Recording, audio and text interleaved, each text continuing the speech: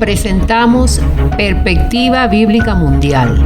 Analizaremos temas de relevante interés sobre la verdad presente, que nos ayudará a crecer espiritualmente, mediante la conducción del Ministerio de Sostén Propio, una voz que clama en Venezuela, bajo la dirección del evangelista y conferencista José Barito. Le invitamos a seguir toda la serie.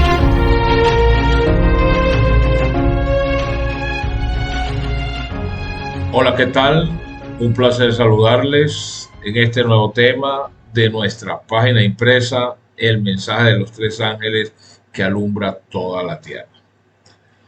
Esta vez estaremos compartiendo con todos ustedes el mensaje que hemos titulado El juicio y el tiempo de nuestra visitación. Sí. Pero antes, como hacemos de costumbre, oramos al trono de la gracia. Padre eterno, le alabo y le doy toda la honra y la gloria. Espero, Señor, que el mundo pueda y sepa reconocer los tiempos que hoy vive.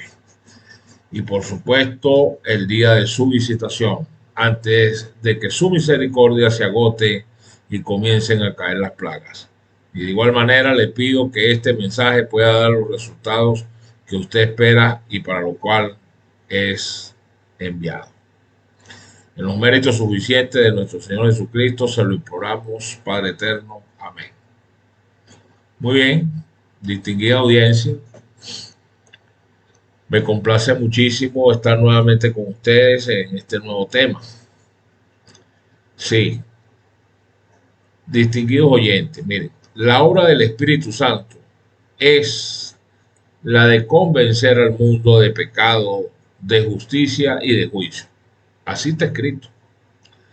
El mundo solo puede ser advertido viendo a los que creen en la verdad santificada por la verdad, actuando sobre principios elevados y santos, y pues demostrando en un sentido alto y elevado la línea de demarcación entre los que guardan los mandamientos de Dios, que es su santa voluntad, y aquellos que no lo hacen, sino más bien los pisotean bajo sus pies.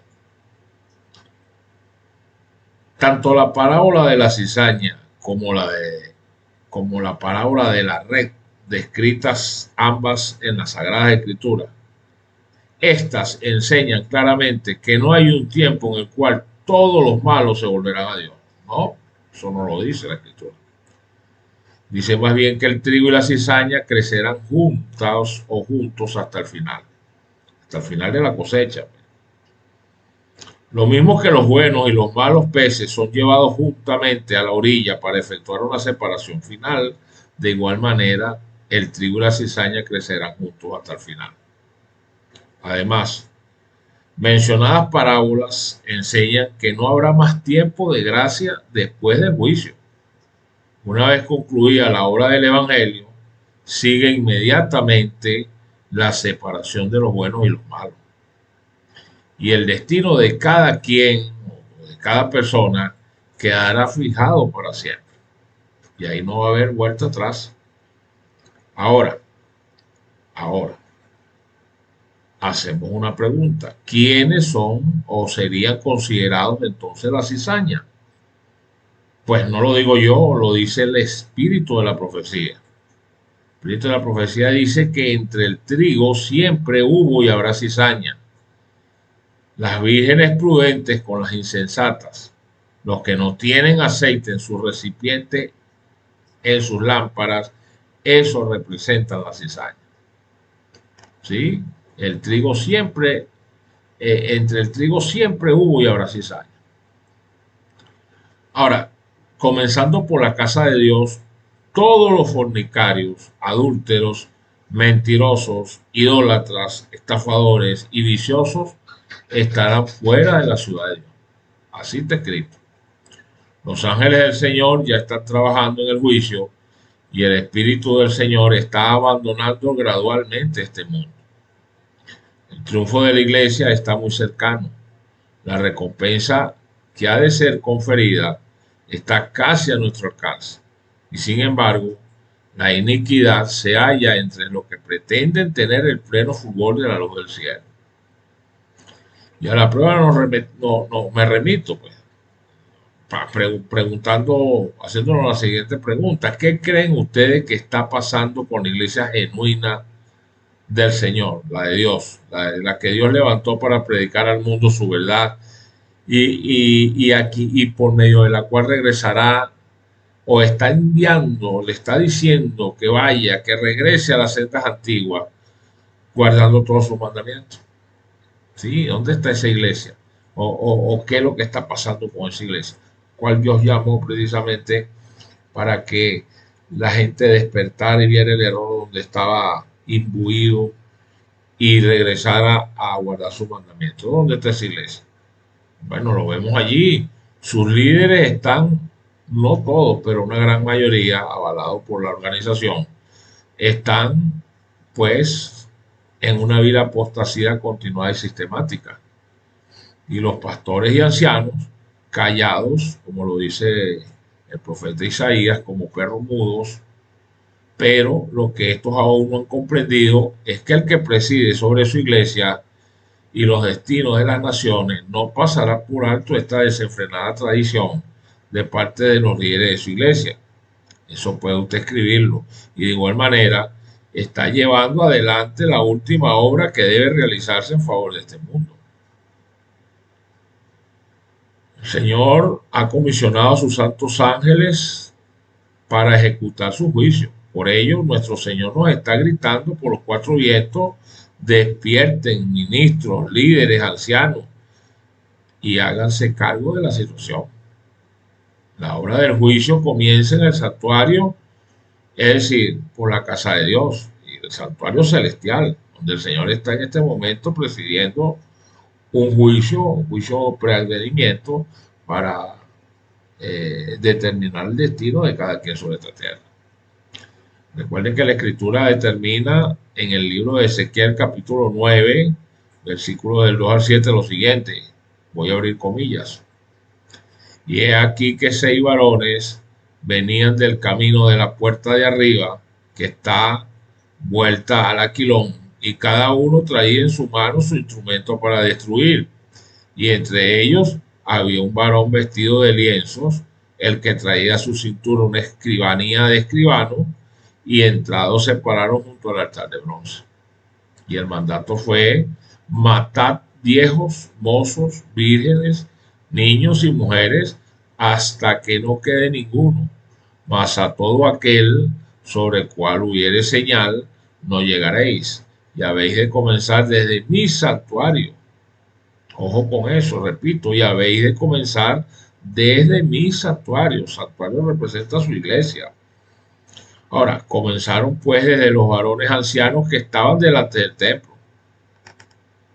Así está escrito: dijo Dios, el camino de ellos tornaré sobre su cabeza. Y esto es bien lamentable. Estamos hablando aquí que básicamente la gracia se termina primeramente para la iglesia. Y el Señor está diciendo a estos ángeles destructores, ángeles pecuda, que aparecen en Ezequiel capítulo 9, pues que comiencen por su santuario, por su iglesia. Y eso sí, comenzando desde los varones ancianos, no estamos hablando de los pastores, ¿no? Los dirigentes, los ancianos, los que están delante del templo.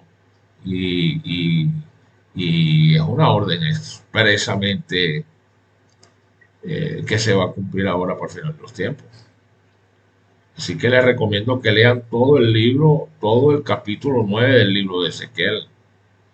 La palabra del Señor dice en primera de Pedro, capítulo 4, versículo 17, lo siguiente, abro comillas: porque es tiempo de que el juicio comience por la casa de Dios.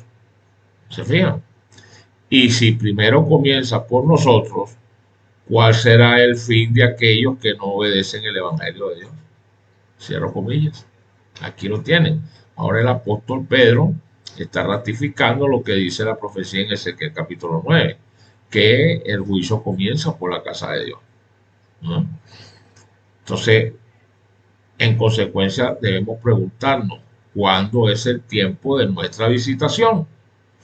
Bueno, el espíritu de la profecía exclama lo siguiente: oh, si tan solo el mundo pudiera conocer el tiempo de su visitación. Una exclamación.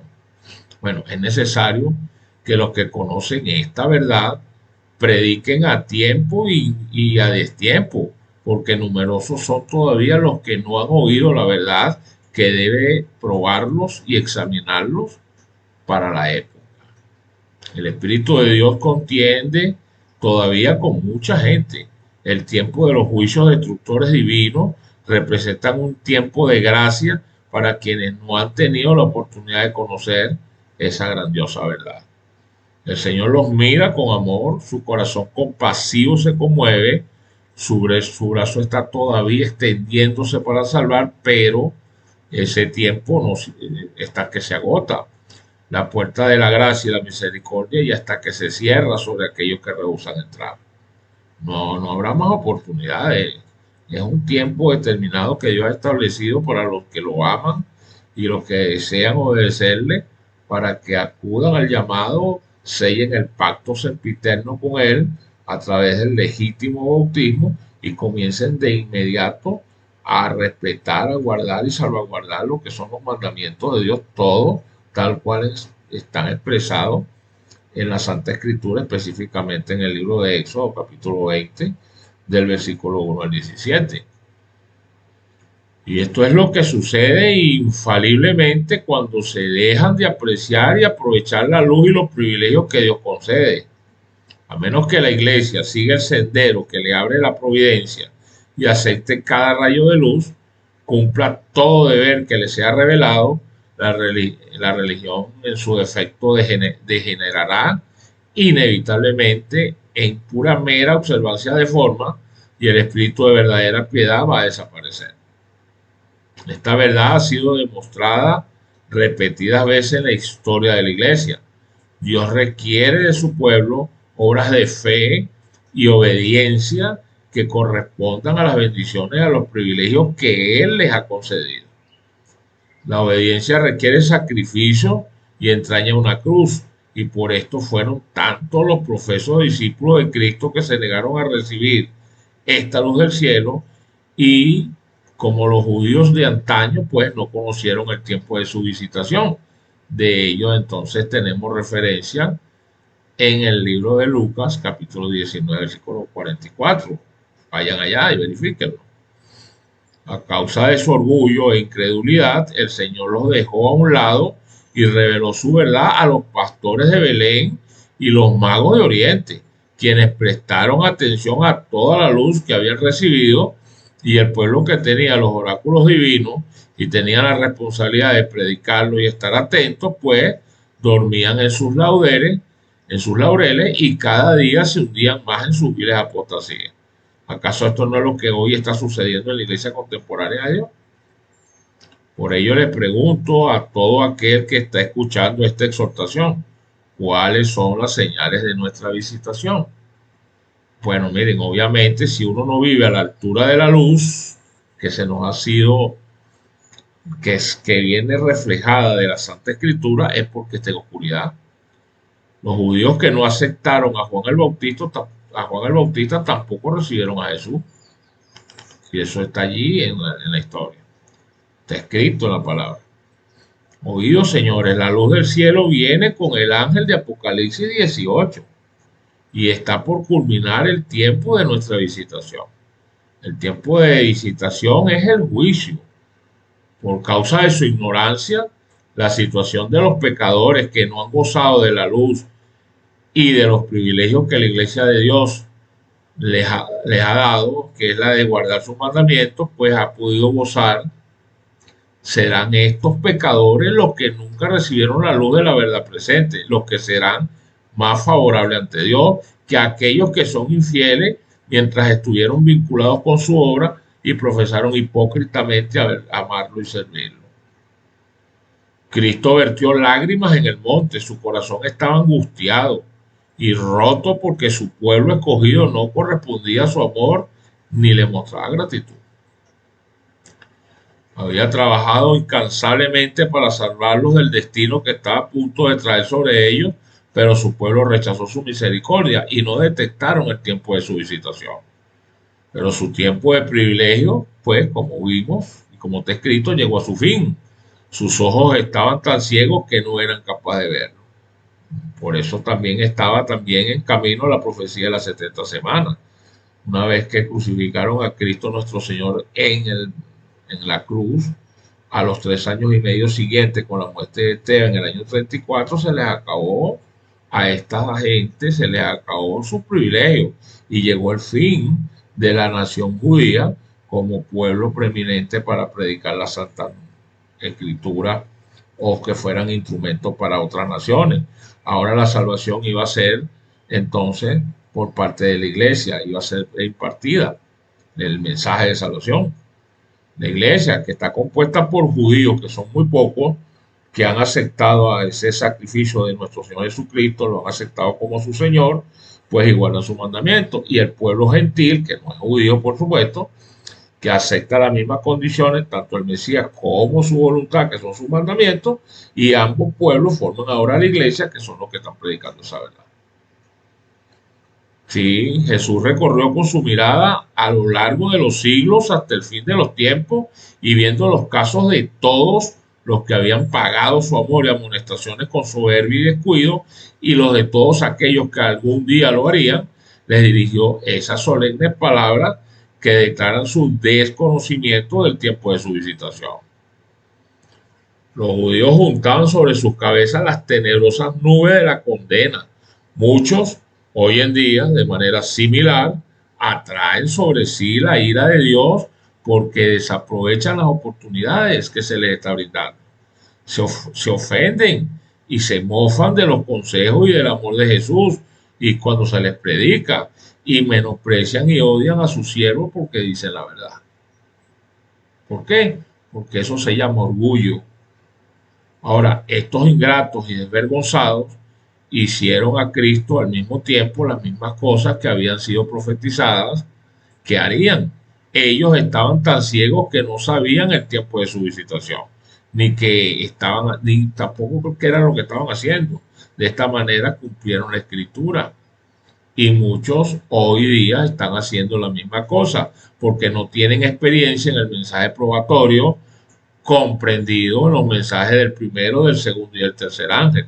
Es un llamado de alerta que venimos haciendo desde hace muchísimos años atrás y bueno, más afianzado para este último tiempo, estos últimos años, meses, precisamente para que la gente despierte, porque está a punto de que el juicio investigador sea terminado en los actos celestiales. Y si termina el juicio investigador y usted no acepta al Señor Jesucristo como su único y suficiente Salvador y está dispuesto a ser bautizado como Él lo manda por un ministro que realce la ley de Dios por la eternidad, igual de esos mandamientos que su ley, usted automáticamente no va a poder calificar. Hay quienes investigan las escrituras en busca de pruebas que digan que esos mensajes, el primero, el segundo y el tercer ángel, se encuentran en el futuro. Captan la verdad de los mensajes, pero fallan en darles el lugar que les corresponde en la historia profética. Por lo tanto, los tales corren el peligro de descarriar al pueblo en lo que respecta a la ubicación de estos mensajes. No ven ni comprenden el tiempo del fin, ni cuándo ubicar estos mensajes, ni en el momento que deben de ubicarlos. El día del Señor, pues, se aproxima con paso furtivo, pero hombres supuestamente, entre comillas, sabios, grandes y entendidos, ¿eh? Hablan sobre una supuesta educación superior, pero es claro lo que está pasando. Realmente es que estos hombres desconocen las señales de la venida de Cristo y sobre el tiempo de su visitación y del fin de este mundo. Y eso es muy lamentable. Viven como los políticos, de cumbre en cumbre, y así están estos líderes, de PH en PH, y de PH en doctorado, y de PH a doctorado, y el pueblo de Dios muriendo de hambre espiritual. Pues no lo dice el Señor, lo dice este servidor. Cómanse sus diplomas y sus títulos y su grandeza y todas sus propiedades, que solo eso servirá para atizar y avivar la candela que vendrá, porque eso no le va a salvar a usted la vida. Eso no es malo, es bonito buscar un título académico, una superación personal, tener propiedades decentes, bien administradas y levantar una familia decente. Eso es muy bonito, pero usted no puede apartar lo principal del objetivo. El objetivo principal es buscar primeramente el reino de Dios y su justicia, y lo demás vendrá por añadidura, porque de qué le va a valer buscar primero aquello y cuando usted vaya a buscar lo otro ya no le vale de nada. Razón de sobra tiene el apóstol Juan en el capítulo 10 del libro que lleva su nombre, y en este texto el mismo Señor Jesucristo lo manifiesta. Él dice allá, abro comillas, yo soy el buen pastor, y el buen pastor su vida da por las ovejas, mas el asalariado, repito, mas el asalariado y el que no es el pastor, de que no son propias las ovejas, ve venir al lobo y deja las ovejas y huye, y el lobo arrebata estas ovejas y las dispersa. Así que el asalariado huye porque es asalariado y no le importan las ovejas. Eso está en el Evangelio de Juan capítulo 10, del 11-13. ¿Ah? Y es que no pasó eso, por lo menos aquí en este país, en Venezuela, cuando vimos que entró la pandemia. ¿Y qué pasó con los pastorcillos? La mayoría de ellos se fueron del país porque buscaron una mejor ingreso, buscando mejores alternativas, buscando los verdines, y entonces dejaron a la Grey sola. ¿Ah? Caramba. Si no me creen, bueno, verifíquenlo para que vean lo que pasó con la crisis en Venezuela, con esta mayoría de pastores que huyeron a otros países. ¿Será que huyeron porque su obra estaba terminada aquí o porque tuvieron miedo de perder su estabilidad económica y social? Esa es una buena pregunta. Por ello, cada día me convenzo más y más que las ovejas que Dios tiene en Babilonia serán los que terminarán su obra, porque en este pueblo cristiano evangélico sucede lo contrario que el pueblo que hoy profesa guardar sus mandamientos. Más bien, donde ellos ven la desgracia y la necesidad del pueblo de Dios, acuden a fortalecerlo, no importándole en sí sus vidas propias. Y eso es un don que solo lo demuestran los verdaderos hijos de Dios. Eso hay que reconocerlo. Lastimosamente el pueblo que está en Babilonia no quiere nada con los mandamientos de Dios, pero bueno, tienen un buen corazón, están apegados a las necesidades, a la desgracia de la gente que está en situación de calle, en situación de necesidad, pero no quieren nada con los mandamientos de Dios, y debe haber equilibrio, tiene que ser eso, pero también guardar los mandamientos. Este pueblo noble, hay que decirlo así, lo que necesita es comprender las verdades esenciales del Evangelio, reconocer el verdadero día de reposo y obedecerlo. Y por supuesto olvidarse de la doctrina del infierno y a ese fulano rapto secreto, y con ello termina la obra. Así que, distinguidos, oídos el sonido de la trompeta, habrá un proceso de pruebas en 3 pasos, igual como pasó con nuestros pioneros. Y esos 3 pasos son la comisión del primero, del segundo y del tercer ángel, o mensajes angélicos contenidos en el libro de Apocalipsis, capítulo 14, del 6 al 12. Ya les relaté en temas anteriores este tema, ¿no? Búsquenlo ahí en mi canal, en Perspectiva Bíblica Mundial. Les recomiendo que lo escuchen.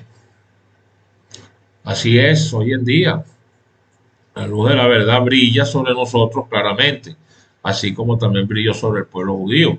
Pero los corazones de los seres humanos contemporáneos no son tan duros y difíciles de impresionar como en los días de Cristo. ¿Y eso por qué? Porque no sabían a qué se oponían.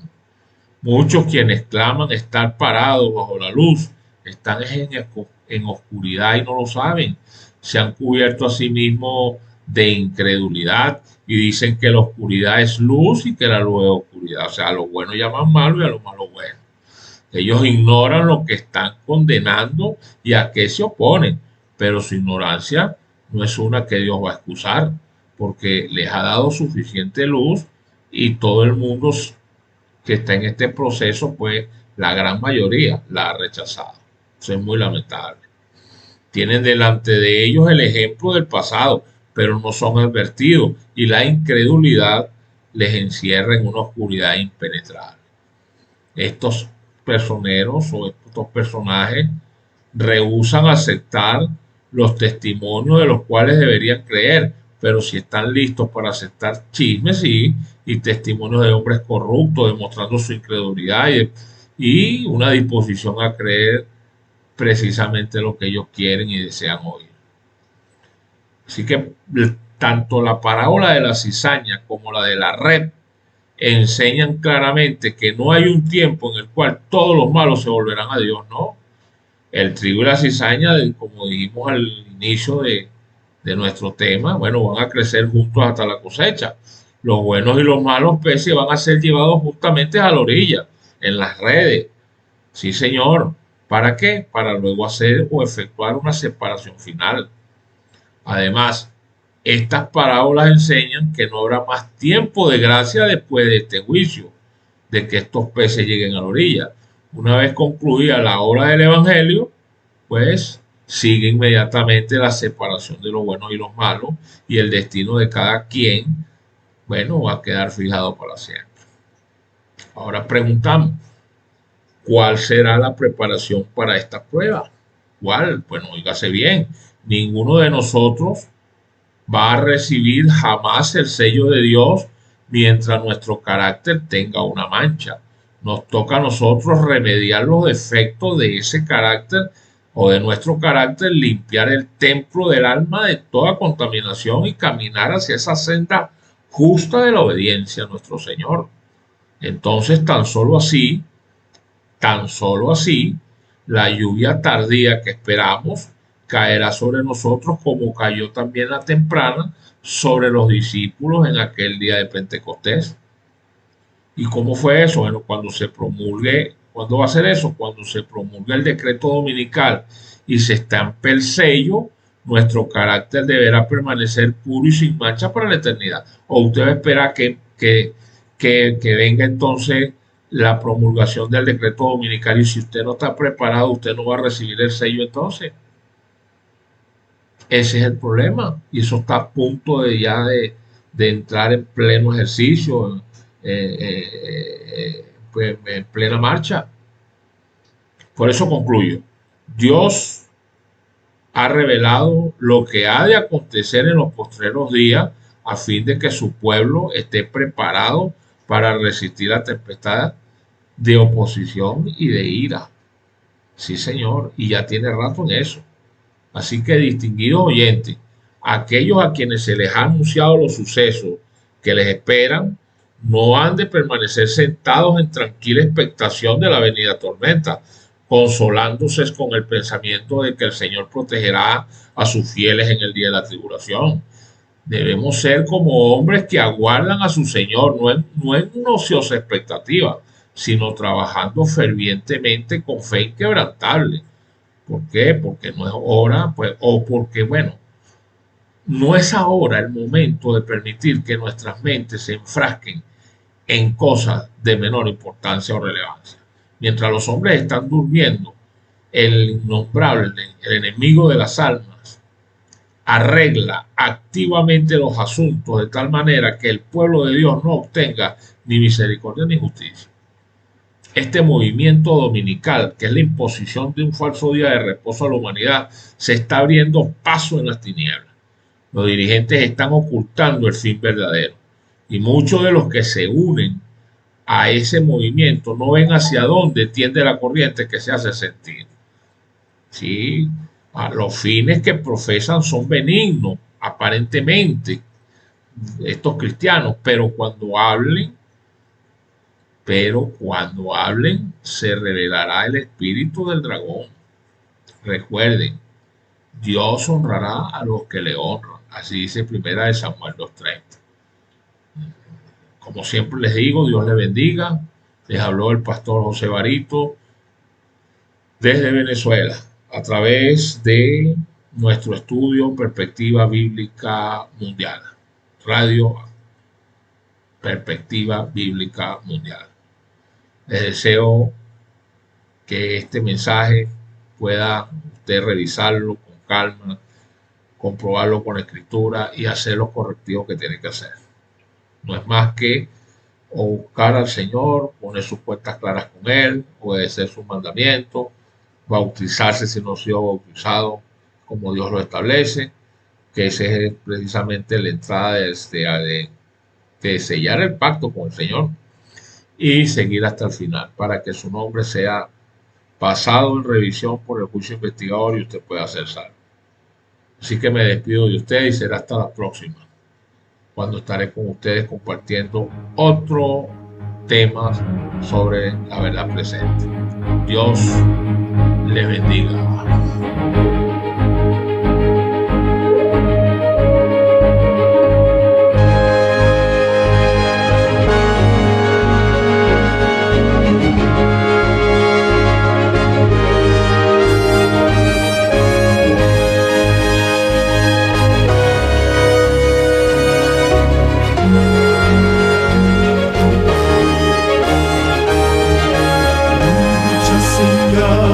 Mostrándonos están, Cristo muy pronto vendrá,